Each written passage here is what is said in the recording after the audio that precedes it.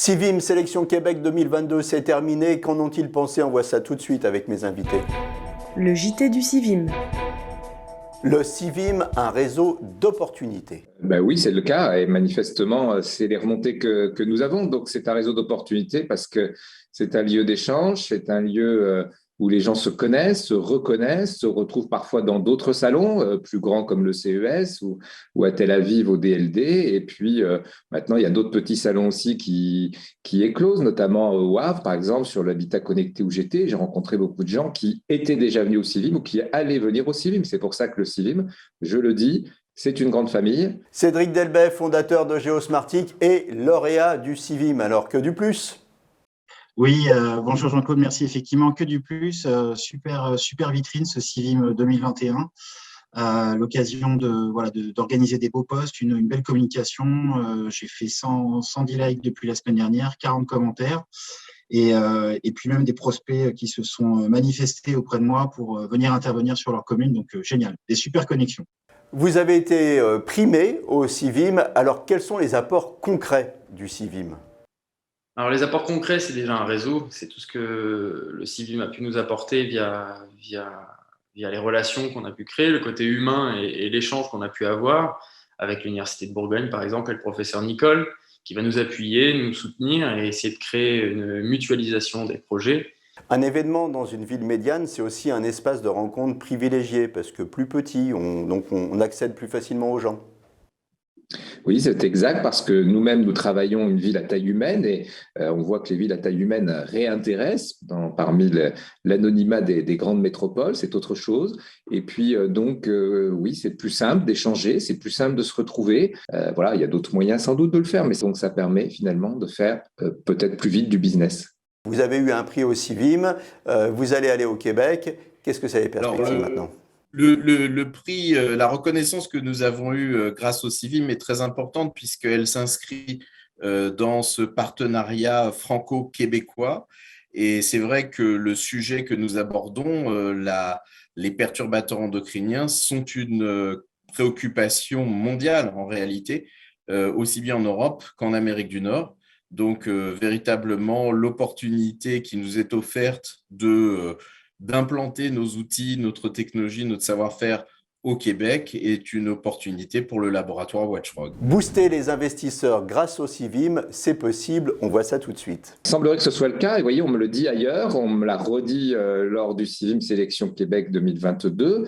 Évidemment que c'est un booster parce que ça met en valeur un certain nombre d'entreprises, qu'elles soient primées ou pas. C'est une mise en lumière des compétences et de ce qui peut améliorer la vie de demain de nos concitoyens. C'est en cela que les élus sont particulièrement intéressés et motivés. Donc c'est vraiment l'idée de ce Civim, donner un petit coup de booster aux startups. Et je crois même qu'il y a des investisseurs avec qui vous étiez en égo qui se sont décidés juste après, en voyant, c'est l'effet lauréat, ça. C'est même plus que ça, en fait. C'est une personne que je ne connaissais pas, en fait, qui, après que j'ai été nominé lauréat, avait compris que je faisais une levée de fonds pendant le pitch et qui a manifesté son intérêt pour investir dans la société. Donc ça, c'est une première. Et puis après, dans la semaine, voilà, en communiquant sur ce prix, d'autres investisseurs qui basculent. Donc voilà, la levée de fonds qui commence formellement à partir du 6 octobre se dessine très très bien. Voilà. Le Civim est regardé par les investisseurs. Effectivement, désormais, nous faisons référence dans le domaine et les start-upers profitent de cette aura, de cette réputation ça fait que 3 ans que le Civim existe, qui n'est encore qu'embryonnaire à mon goût. Nous aimerions passer à une vitesse beaucoup plus élevée et avoir un auditoire encore plus large. Mais déjà, effectivement, les entreprises qui présentent des dossiers sont suivies, sont aidés par les entrepreneurs qui sont de plus en plus nombreux à nous suivre. Un réseau d'opportunités, est-ce que ça vous aide aussi au niveau des investisseurs éventuels? Qu'est-ce que vous en attendez au niveau international? Ah oui, il va falloir, bien sûr, le nerf de la guerre reste les investisseurs, il nous en faut, que ce soit au Québec ou en France.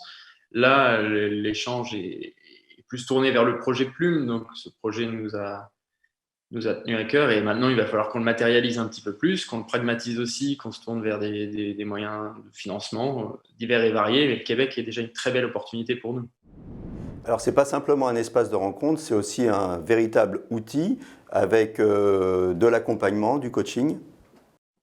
Exactement, et je rappelle que les entreprises qui ont été lauréates, il y en a 10, il y aura un nouveau choix qui se fera au printemps pour retenir les 5 qui nous accompagneront et que nous accompagnerons financièrement avec IVEO au Québec, eh bien, vont être coachés, préparés, voilà, pour pas débarquer comme ça et sans connaître les codes. Il y a des codes partout, il y a des usages différents, même si la langue est souvent commune pour le coup au Québec, mais malgré tout, il y a une approche et par exemple se positionner sur des marchés qui sont déjà occupés par des entreprises là-bas, c'est beaucoup plus compliqué. Donc, il faut choisir des créneaux où il y a un marché un peu plus libre.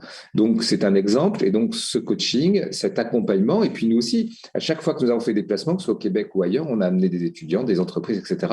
Et donc, ça donne du crédit, ça donne de la crédibilité, ça nous permet de les présenter à des élus auxquels ils n'auraient peut-être pas accès sur place. Donc, c'est tout ce jeu que nous menons ensemble qui peut permettre justement leur développement et c'est le but poursuivi. Qu'est-ce que vous attendez du coaching ?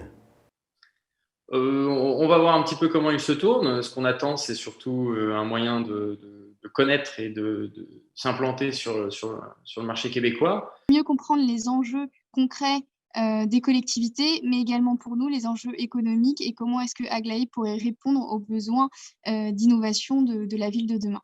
Le coaching dont vous allez bénéficier, qu'est-ce que vous en attendez principalement ? Le coaching qui accompagne le prix est très important puisque, évidemment, notre laboratoire, Watchfrog, est une petite structure en France et nous avons besoin d'aide, d'accompagnement pour trouver les bons interlocuteurs, les décideurs qui peuvent nous permettre de comprendre à la fois les enjeux réglementaires au Québec, mais également donner confiance aux industriels qui seront nos clients pilotes en Amérique du Nord.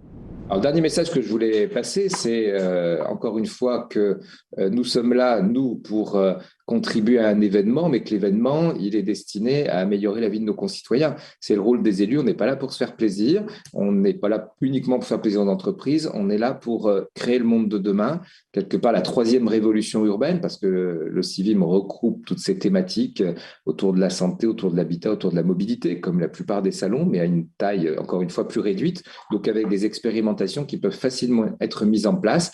Et nous, quelque part, les élus, les décideurs, avons une responsabilité d'aller rechercher, encourager, choisir le meilleur pour nos concitoyens de demain. C'est en cela que le CIVIM est aussi un outil assez utile et fantastique. Et donc, voilà pourquoi nous le continuons avec plaisir et motivation.